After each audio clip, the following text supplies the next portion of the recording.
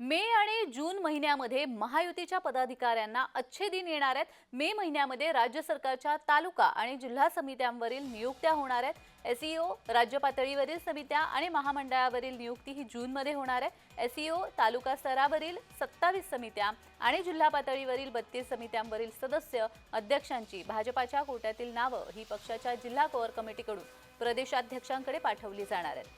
1 ते 31 मे दरम्यान सर्व नियुक्त्या करण्याचा सरकारचा प्रयत्न आहे। राज्य पातळीवरील समित्या महामंडळावरील नियुक्ती या 1 जून ते 30 जून दरम्यान होणार आहे।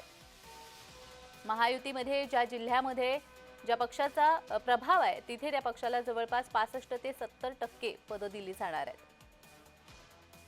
मे आणि जून महिन्यामध्ये महायुतीच्या पदाधिकाऱ्यांना अच्छे दिन येतील, कारण राज्य सरकारच्या तालुका आणि जिल्हा समित्यांवरील नियुक्त्या या मे आणि जून मध्ये होणार आहेत। आणि ज्या ठिकाणी ज्या पक्षाचं वर्चस्व आहे त्या ठिकाणी जास्तीत जास्त पदे ही नियुक्त केली जाणार आहेत, त्याच पक्षाची पदं नियुक्त केली जाणार आहेत। तर या संदर्भात अधिक माहिती देण्यासाठी आमचे प्रतिनिधी मनोज दयाळकर आपल्यासोबत जोडले गेलेले आहेत। मनोज, महायुतीमध्ये लवकरच नव्या नियुक्त्या केली जातील, मे जून महिन्यामध्ये अच्छे दिन महायुतीला येणार असल्याचं दिसतंय।